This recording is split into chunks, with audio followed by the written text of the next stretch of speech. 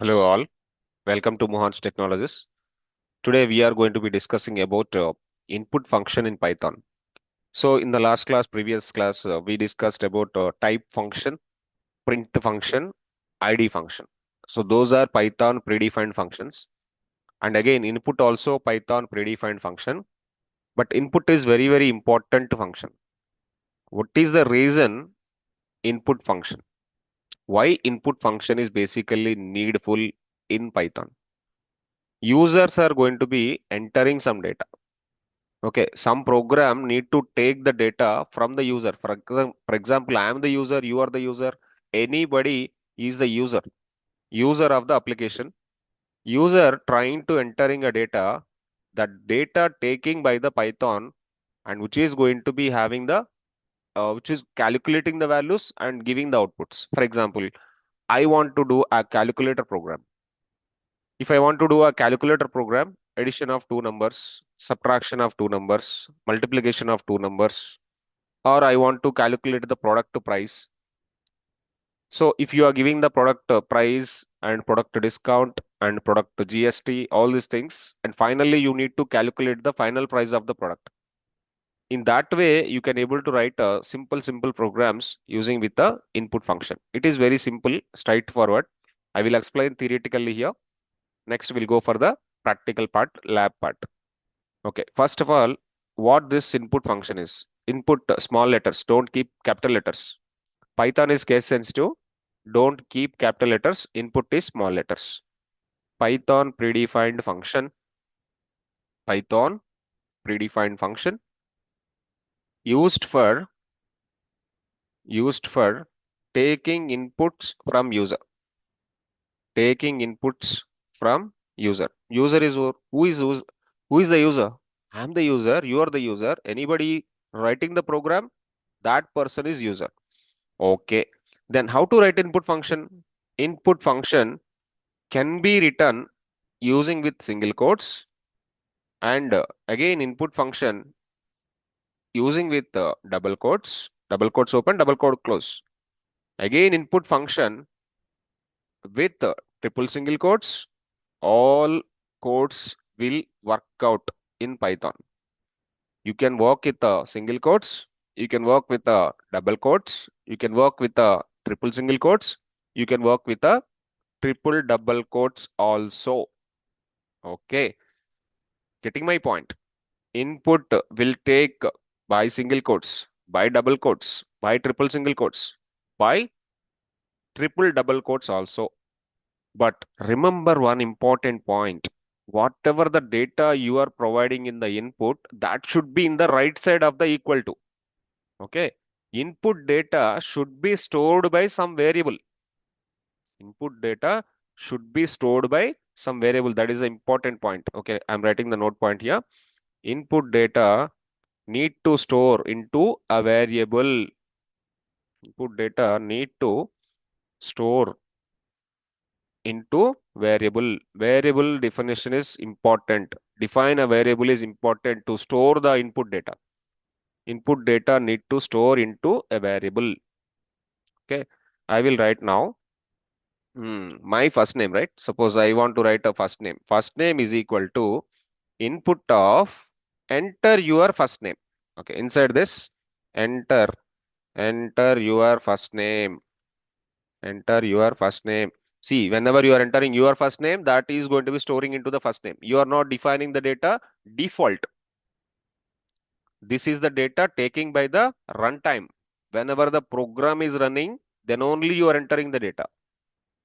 So I am entering my first name, my second name. I can find out my full name. At the same time, you can enter your first name, you can enter your last name, and you can able to get your full name.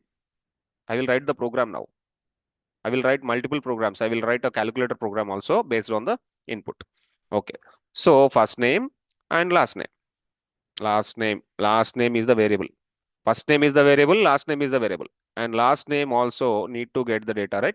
So that data you can enter. Okay. Enter your last name. Enter your first name. Enter your last name. Enter your first name. Enter your last name. Finally, I want to get my full name, right? So full name is equal to full name is equal to first name plus last name. That's all. Full name is what? First name plus last name. String concatenation will happen. String concatenation will happen. And finally, you can print the full name. Finally, you can print the full name. So that's all. This is the way of writing the program. Can I go practically this one? Can I go practically this one? Yes, I will do practically this one. So I'm copying the code here. Go to the Jupyter. Go to the Jupyter collaboratory.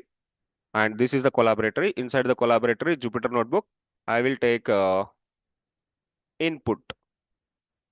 Okay, input function. Okay, for this input function, I'm having the program. First name is equal to input of enter your first name. Last name is equal to input of enter your last name. Full name is equal to first name plus last name. Print full name. Execute the program.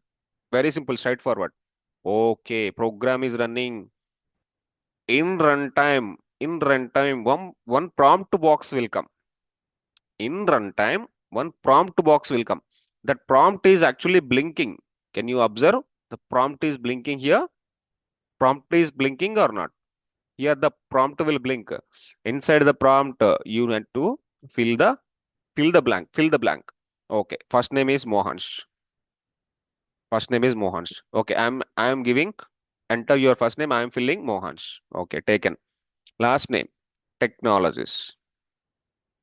Technologies. Okay. Enter again. Finally, you can get the output. Finally, you can get the output. What is the output I got? Mohansh Technologies. Mohansh Technologies. Very simple, straightforward. Very simple, straightforward. Remember the point. Input is always right side of the equal to. Input always right side of the equal to. Why? Because of left side you should be take one variable. Need to store the data, one variable is required. I hope you got understand my point. And last name also having the input, that is also storing some data. Okay, so here you can enter whatever the data you want. In the first name you can give something, in the last name you can give something. That will be come to the full name. Full name is equal to, there is a one operation, first name plus last name. Finally, I am printing the full name. Print full name, automatically full name will come out. Is it clear? So this is the way of writing inputs. And using this input, we will do one calculator program in the coming class. One calculator program we will do.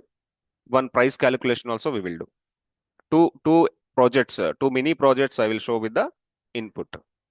One mini project is calculator.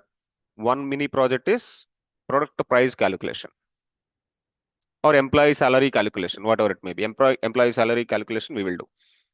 Okay. So please like the video, subscribe the channel. Comments are needful. Share with your friends. Okay. So please follow all the Python free sessions in the YouTube channel. And later on, we are going to be starting quantum computing based on Python, QISKit. At the same time, blockchain Python, we will start very soon. The batch is also going to be start very soon. And we are going to be having some other technologies like MuleSoft and AML KYC, ethical hacking, IAM trainings, IAM, nothing but identity access management. We will be having different kind of ping access, PingFederate, ping, CyberArk, Okta, and SOC also we are going to be starting. So these are the different kind of security programs we will be having, something like a blockchain security, the same time cloud security, multiple things we will be going to be start. Okay. Anyway, like the video, subscribe the channel, comments are needful, guys. Okay. Share these videos with your friends and your family members. Thank you. Thanks a lot. See you signing off.